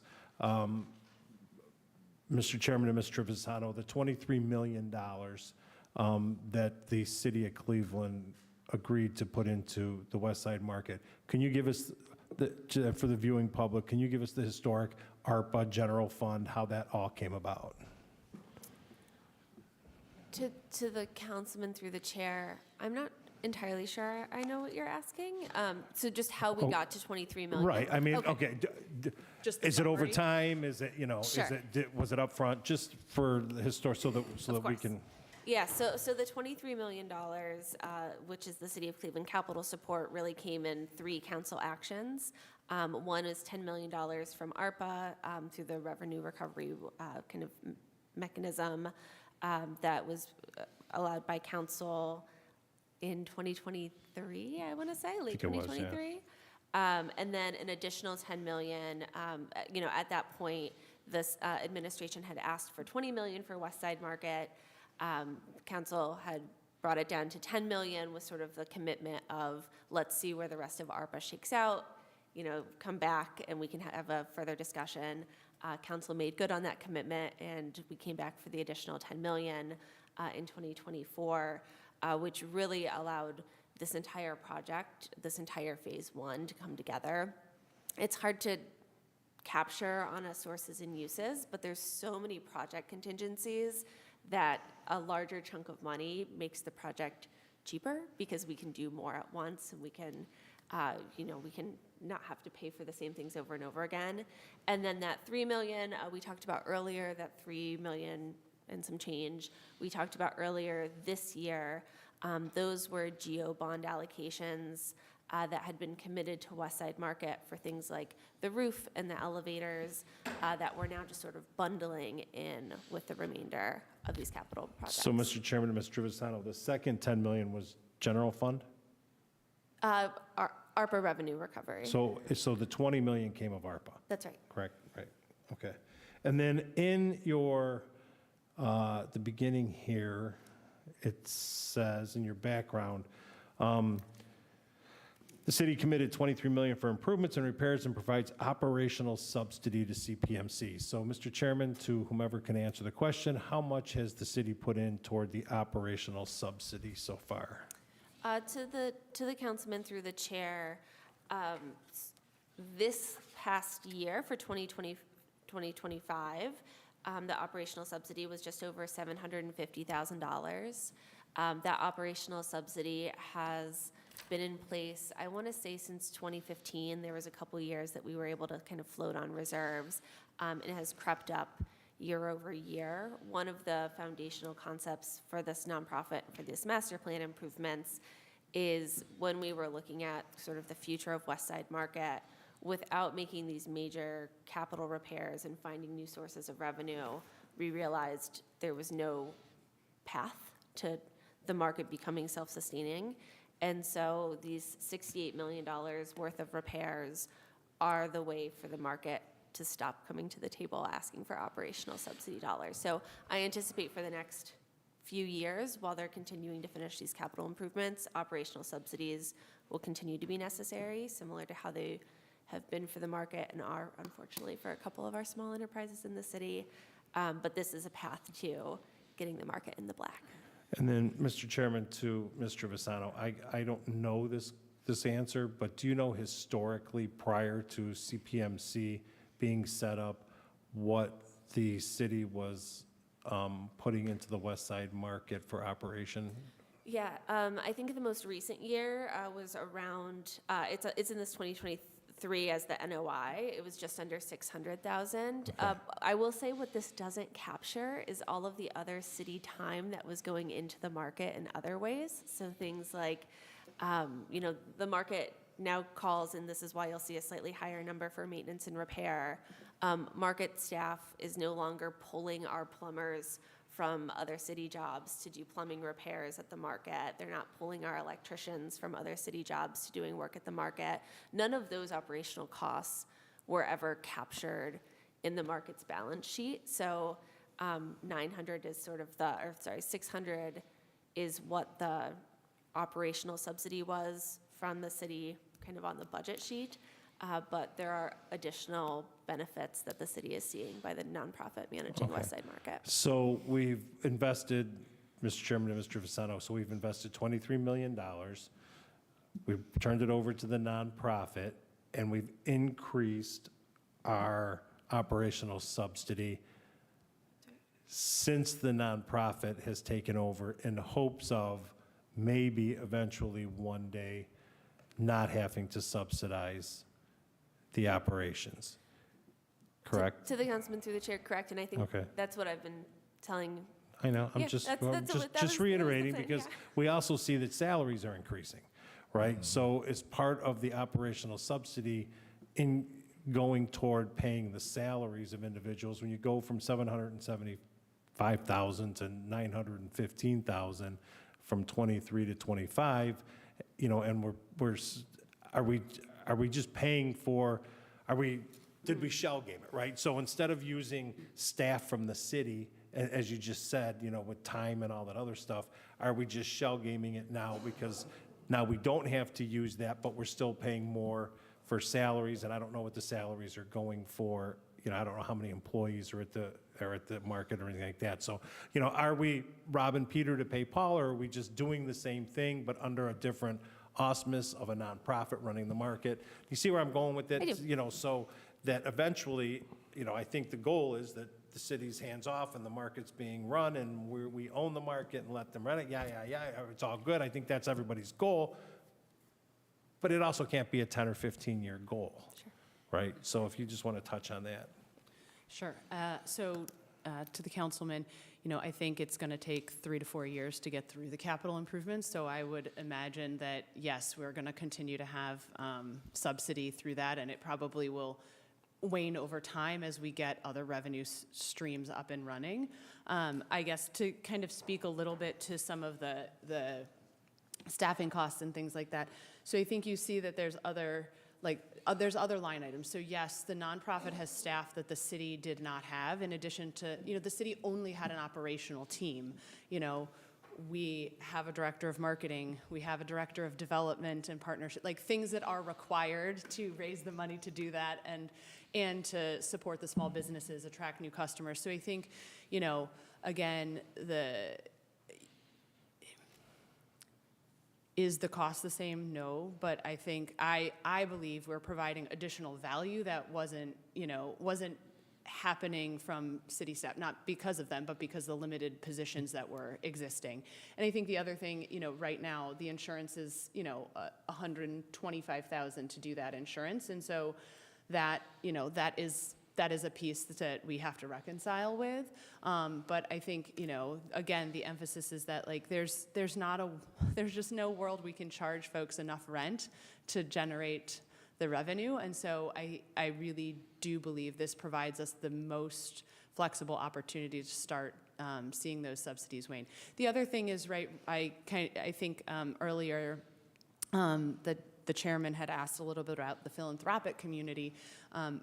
There's not been a history of giving to the West Side Market, so some of it is also, beginning to do those early foundations of just like cultivation of your friends. And so, having the newsletter, we actually have contacts for people who care about the market now. And so, in the future, there'll be things like an annual fund and things like that we are specifically not doing right now because we want to focus on getting the capital improvement project done as quickly as possible because, as Ms. Trevisano mentioned, there's a lot of efficiency gained by the speed in which you get construction done and by ensuring that we, keep it moving and don't have to pause. All right, and I'm glad you mentioned the rent because, Mr. Chairman, to Rosemary, the merchant rent from 2023 to 2025 actually you're estimating it decreasing by $150,000, and we know that typical rents never decreases. I mean, our mortgages don't decrease, rent only increases. So why the anticipation of the lower merchant rent revenue? Yeah, I can speak to this to the councilman through the chair. So the 2023 budget, the rent that we're showing is what the estimated rent was when the budget was prepared in 2022. What rent ended up being was just under $1,200,000. So the rent has actually been stable those years. What accounted for that adjustment in the rent from what was sort of estimated to what was actually brought in was a couple things. A couple merchants retired and so ended up having empty stalls for a period of time. And then those empty stalls were necessary to facilitate the vendor improvement project. So we did a project where we improved vendors' cases, which meant that we had to leave 6 stalls open for a period of time so that they could swing into those temporary stalls. And so vendor rent went down between 22 and 23. And with all of the construction, there continues to need to be that swing. And Rosemary's being fiscally conservative in her budgeting, as she should be. All right, okay. And then, Mr. Chairman, to Rosemary, if the market was, for 1 year, was full, right, every vendor, every space for every month, what would the revenue of the market be? That's a good question. I don't think I've calculated that out in that way, just because the produce arcade, like the arcades as they exist, it hasn't seemed like a worthwhile endeavor because we know that they're not going to exist. Those stands aren't going to exist in those ways. But I think, and we're still working through the final pricing and rent structure in the North Arcade where there'd be prepared food, but the anticipated structure is that it would be like a percentage rent model, and so that could generate significantly more income in that way, certainly probably several $100,000 more. To the councilman through the chair, I can pull it up, but in the presentation we gave in June of maybe 23 to council, we had a pro forma, I think that's where you were mentioning the 800,000 from parking Right. revenue. That also had a rent I don't revenue remember number. what that. I don't remember I know either, the and I don't parking have it in stood front out of- though, Yeah. because I thought 800,000 for a parking But lot is a lot of it's a money. knowable number that we can get Okay, back to you. well, considering we only get rent for 250,000 across the shoreway here, you know, the money we make at the market is not bad. And speaking of rent, is every vendor, Mr. Chairman, to Rosemary, if I hope you don't mind, I'll call you Rosemary. It's okay. Is it out month to month? Is everybody a month to month? So now everybody, in conjunction with where we are now, everybody is moving back to annual leases. Because the Produce Arcade is going to move from the North Arcade to the East Arcade, they have a 6-month lease, and then in November we'll roll into a year-long lease, specifically just because their spaces are going to change, sizes are going to change, so it didn't really make sense to try to create like some sort of So hybrid once all the model. construction and upgrades are done and the market's, you know, shiny and it's a gem and everything, everybody will be on a year-to-year lease. So I guess what I would say is the answer is partially true, but I think part of the purpose is to also have a little bit more flexible leasing models. So, you know, there could be some folks who are on longer leases, but I think there's also, we have counterparts in other markets who do use month-to-month leases for merchants who maybe are on that like sort of improvement plan where, you know, they've been behind in rent or they've had Okay. other issues. So it could vary, Yes, vary. yeah, depending and on I the think that's situation. part of the goal is to be a little bit more nimble like Right. that. And then, you know, some opportunities if there were vacancy or other things to have a day stall model as needed or as, you know, as allows us to supplement and provide other income. All right, and then just a couple more questions. Is there a wait list to be a vendor at the market? So we do have a number of applications, but I think one, as we enter construction, we haven't been trying to fill those. So yes, there's a number of folks who are interested. Now, whether those are the right fits for adding to the product mix, you know, I think some might be, some might not be. But I think that's part of my team's excitement now over the next year or so is to not just wait for folks to submit applications, but to kind of be getting out proactively and searching for the product mixes that are going to add as opposed to like another same type of bakery or another same type of the product that exists. Right, but we're not at a point where it's like we're begging people, right? I mean, No. there's a need or a want to be in the market. Correct. That All is right. correct. And then my last two things is how much do you, Mr. Chairman, to the team, how much do you guys pay Rust Belt riders a year?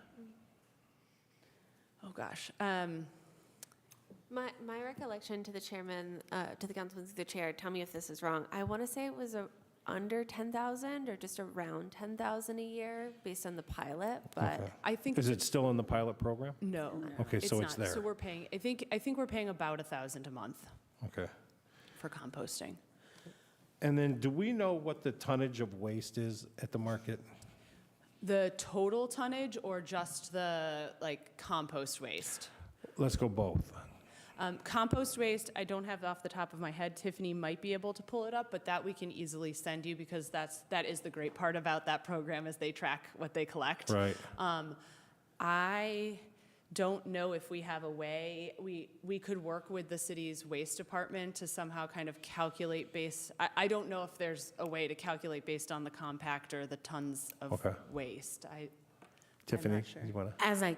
If I can add, so the city waste department still manages the waste, although CPMC is paying for that.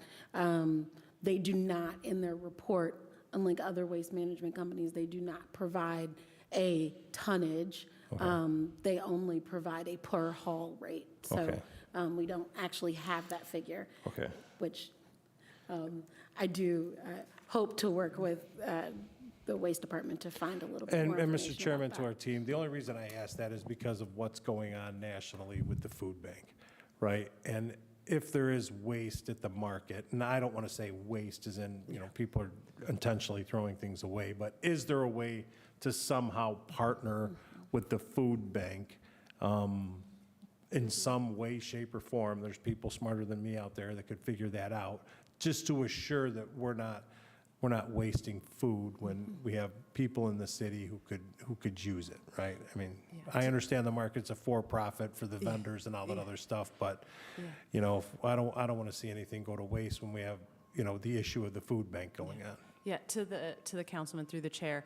So I think that point is really well taken.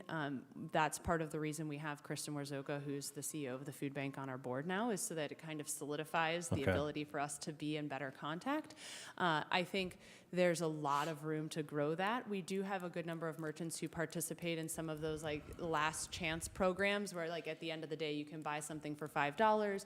I know at least one of our produce merchants has a specific product like Reclaim. He works with local nonprofits, and they come and pick up produce he can no longer sell and things like that. Right. So it's not fully coordinated yet, but my team has started sort of tracking what some of those folks are doing, and I think I'm excited. Maria, who's our merchant manager, now that we're getting through leasing, which was a pretty heavy lift to do, she's going to be able to turn her attention to some more of those types of programs and work with merchants.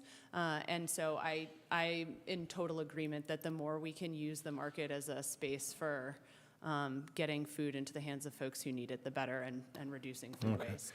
And then, Mr. Chairman, my last question is, has the market received, I know that the $3 million in bond probably hasn't gone through yet, but has the market received the $20 million in ARPA? Have you guys gotten the money in hand? To the councilman through the chair, because we're closing on tax credits tomorrow, there's this whole sophisticated, the answer is yes, or Okay. they will be tomorrow for All right. most of the dollars. I just know how contracts with the city run, so I just want to make sure that you guys have gotten your. We've got a great ally in Kevin Roberts Yeah. down here, He's a good guy. who's been really making right. sure that we get all of this Okay, together. thank you, Mr. Chairman.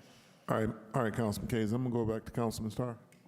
No, just one point through the chair. As far as the revenue generated from the parking in 2024, do we have a dollar amount through the chair? To the councilman for 2024, 2020, I can find it. I don't have. I Okay, don't have it yes, with can me. we get that sent over so we can see how much revenue generated from parking? That's it. All right, thank you. Councilman Danny Kelly. Yeah, through the chair to the team. Hey, thanks for coming. My colleagues asked a lot of the questions I had scribbled down, and you've been very thorough, and it's exciting, and I appreciate it.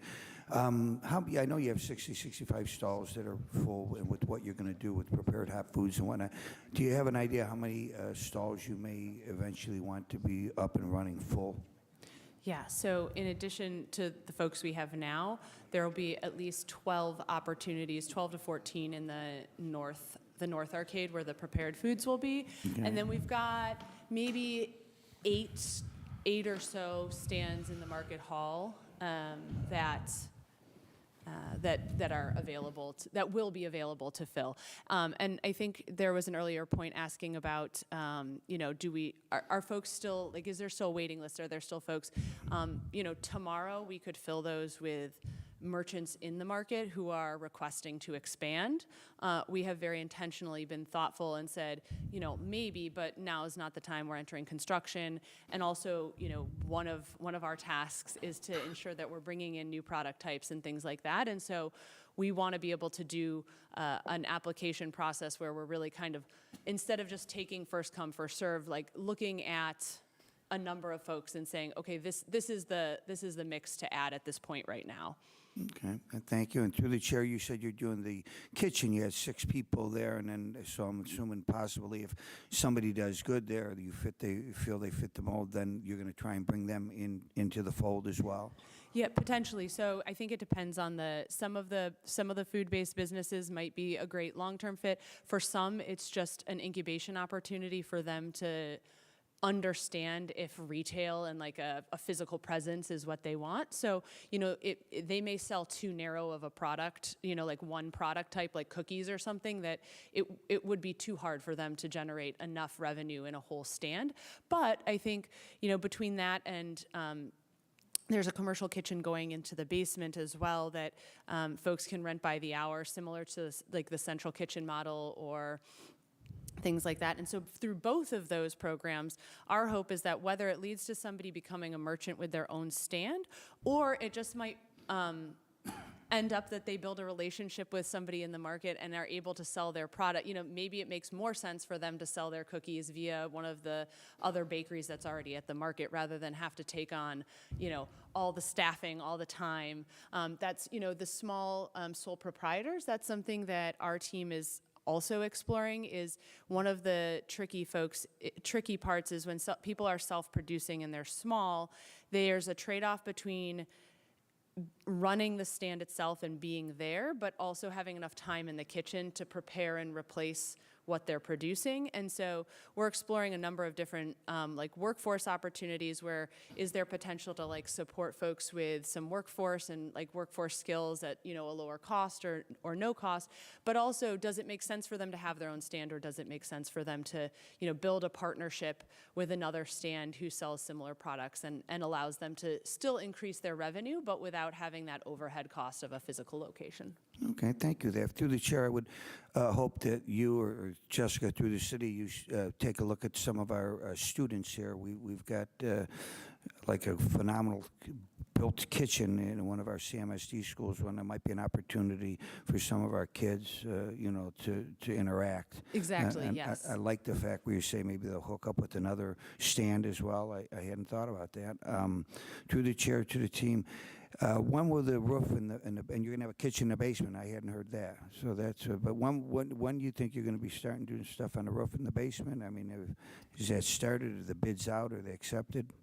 So the basement will happen. So the East Arcade will start in May, and then when the East Arcade reopens late in the year, like end of 2025, folks will move out of the North Arcade, and then there'll be basically like, I don't know, anywhere from 3 to 5 months where they're essentially building temporary infrastructure to be able to take people out of the basement. And so then in like end of first quarter, second quarter 2026 is when basement renovation will start.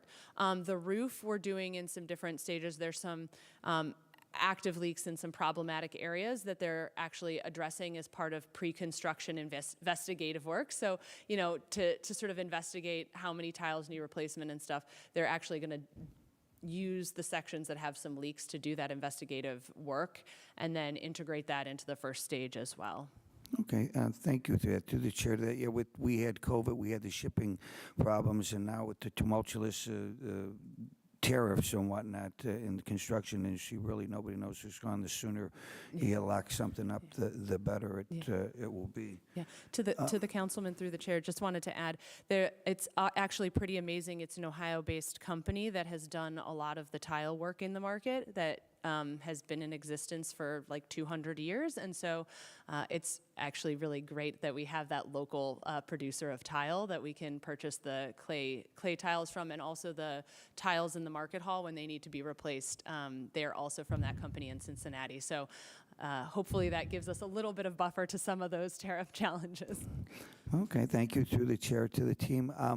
It seems like you've done a great job of getting the philanthropic to jump in initially, but what is the cost? What do you still think you need? Like another 20, another 25 million? And I know you said you just got a little bit or something, but I mean, it's probably with things going on, things are slowing down. Have you got a plan to aggressively get this as quick as possible to make the market where everybody wants to see it to be?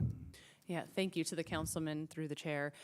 Yes, so we have about 18 million more to raise. Yeah. We, there was a big push for that first round so that we could get to New Markets tax credits. So we're actually securing 2023 allocation for New Markets tax credits due to changes in the application. So there was a really big push to get to that sort of $45–50 million threshold to ensure that we could take advantage of those tax credits.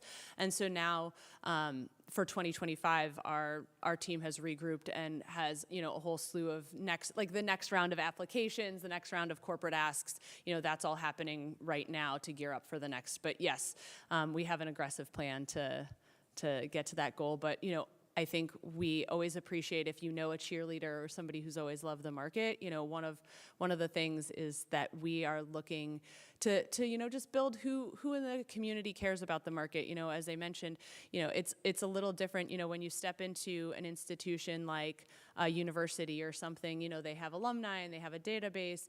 There's never really been a database of who the market's shoppers are or who. So we've been building that through our e-newsletter and things like that to just collect who cares about the market. But I think, if the more hands, the better. So, we welcome any suggestions on who to connect with and who would be, just whether it's a financial or just other type of champion for the market. Okay, to the chair, just thank you. You've been very thorough and good, and it's exciting. My daughter is in the Air Force, and I've been to Seattle and Portland, to different places, and where they have outside markets, and this is pretty exciting here. Me and my 4 kids used to go there a lot. If I had a picture of my one son with the cream puff in one hand, a smoke in the other, and the Great Dane next to him. If I could ever find it, I'll give it to you. But Thank you. having seating is going to be helpful. Thank you very much. Thank you, Chair. All right, thank you, Councilman Kelly. Let's go back to the let's go back to the budget here for a second. I'm sorry, to the chair. Rosemary is going to step out for one moment to just call our finance department because of this tax credit closing. We have to make that call, but I'll Okay. be able to, I think, answer any budget Okay. questions. Yeah. Okay. All right, so let's go back to the budget. So first, when you have operating revenues, when you estimate operating revenues, say like parking, when you were estimating operating revenues for parking at 498,000. So what happens when that falls short? To Ms. Trevisano, can you answer that question? Yeah. So what happens to that? Who makes up that difference if those revenues fall short? Yeah, to the council, or to the chairman, the way that the nonprofit is really approaching their budget is there is an amount that the city, when we do our budgeting annually, that kind of subsidy that the city agrees to, and that is part of their budget as they go throughout the year. It is the nonprofit's responsibility to stay within that budget as they go throughout the year, because we have made it very clear to them that absent some sort of extingent circumstance that, makes me feel comfortable coming back to the council table, which is a high threshold, they will not be coming back to ask for additional subsidy. And then in the event that they sort of overperform on their revenue side and they didn't need as much subsidy as what the city provided, that carries over year to kind of make sure that we're never over-subsidizing the market. So when you ask, what happens if they fall short in any of their revenue items, it is the same as any other business, which is that they have to find ways to make cuts to their expenses. Okay, so in 2024, the parking revenues, and I just got this information, the parking revenues was $161,000 in 2024 for the West Side Market. Now, you're stated here that in 2025, you're estimating that net parking revenues will be $498,000. So that is almost, that's more than, that is quite a bit of, not large number to hit. In 2024, if we got 161,000, and then all of a sudden we're going to hit 500,000 in 2025. So we'll have a shortfall. We have a big shortfall right off the bat on that if 2025 stays the same as 2024. So what are you saying, Ms. Trevisano, Yeah. that we will not make that up? To the chair, 2023 would probably be your better comparable year. I imagine if you asked for 2024, there was a portion of 24 where the revenue was going to the Small Enterprise Revenue Fund. And so my guess is that 161 is only representative of, at most, January through April of 2024. And so then if you prorate it, the remainder, of the, that times the other times 4 or 3, you're Okay. getting a lot closer to. I think that's probably where that 161 is coming from. Okay. I can go back and look at the 2023, but I think as a general principle, we were really intentional to try to be realistic in the West Side Market budget. Okay. And base it on previous year expenses. And any adjustments has some sort of rational basis. But that's my guess of why that's 161 for last year. All right. Now, excuse me. Now, the operating expenses, you're stating that for 2025 it's 2.568 million. So where does that? Is that does the city pick up all of that, all of those expenses, or is it just contractual services? To the councilman through the chair, the way that we've worked on it with finance is the nonprofit puts together their anticipated operating expenses for the year, then their anticipated revenues. Whatever the difference is between those two things is what the city would then come to city council for, to ask for an appropriation for the West Side Market on an annual basis. It's not towards any specific line item necessarily.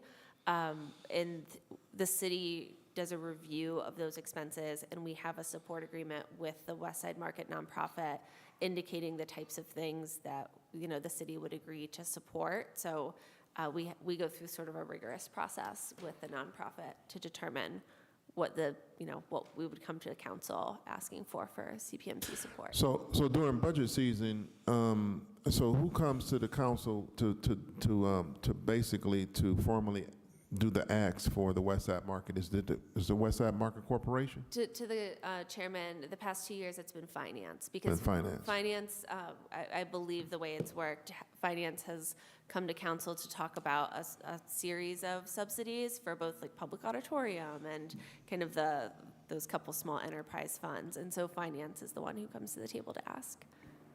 Okay. Let's talk about the structure of the contract with the city, with the Public Market Corporation. How long is the term of the Public Market Corporation's term with the city? It's a complicated question because we are entering into this tax credit requirement cycle. So the nonprofit, we have a support agreement with CPMC where the city would agree to the administration will agree to ask council. It is subject to council appropriation year over year for, I think it's a 9-year term, is our support agreement. Is a 9-year term? That's right. Okay.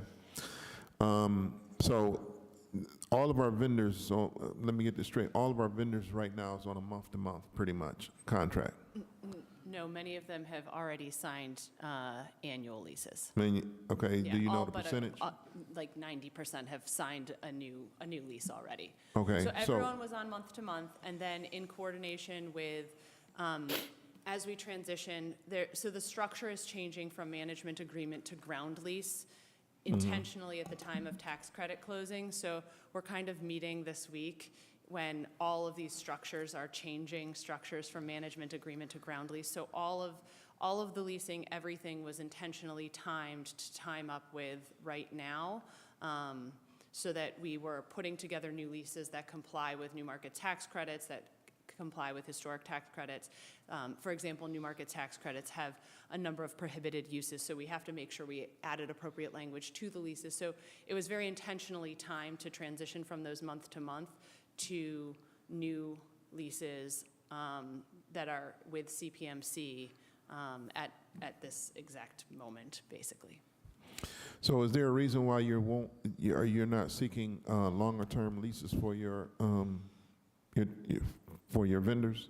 Because I'm sure the vendors are asking for longer-term leases. I'm sure. So is there a reason why you're not granting, or you're not open to grant these vendors longer-term leases? So to the chair, nobody has specifically asked us for one this year, and we will in the future. I think there has been, the last year has been a very heavy lift on a lot of things, and so changing the structure and, frankly, updating the lease, getting everybody onto a new lease.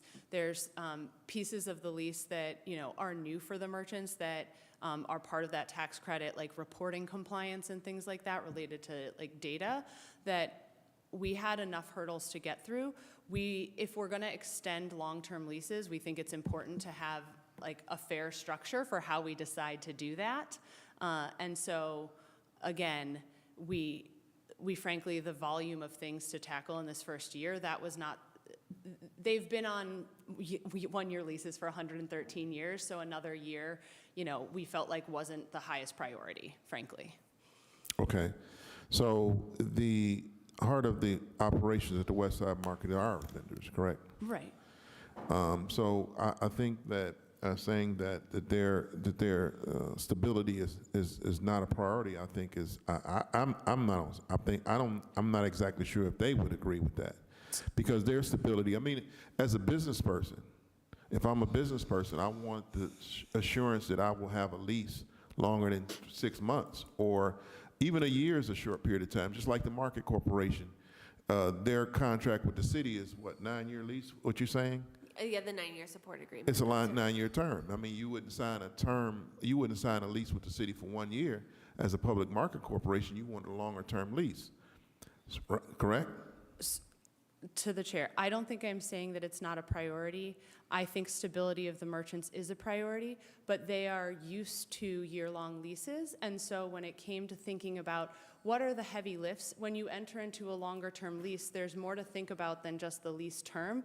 There's what is the rent escalation going to be? What is the rent structure going to be? The rents in the market are all over the place. And so frankly, there's a lot to tackle when you think about a long-term lease of I'm going to lock this person in. We have revenue to think about. We have, how does the amount of customers we attract increase? So yeah, yes, they would all love to be locked in at, a low rent for forever, right? That as a tenant, that's what you want, right?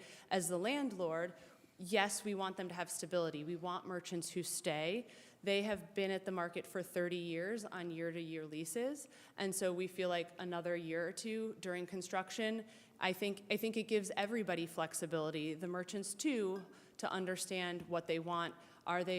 Do they want to be here for 5 more years, right? So I think, during the time of transition, this gives both sides the opportunity to have flexibility as we move forward to ensure that when we do something, we do it intentionally with a plan behind it that allows it to be successful, and we don't just do it because it's faster or it would be easier to give them a longer lease. Okay.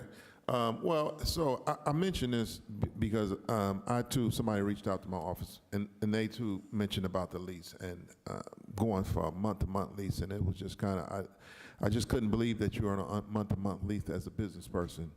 And you have your business set up and you're on a month-to-month. As far as long-term leases, of course, as a landlord, you can always put in the lease increases in rent on an annual basis. Correct. I mean, that's kind of pretty customary.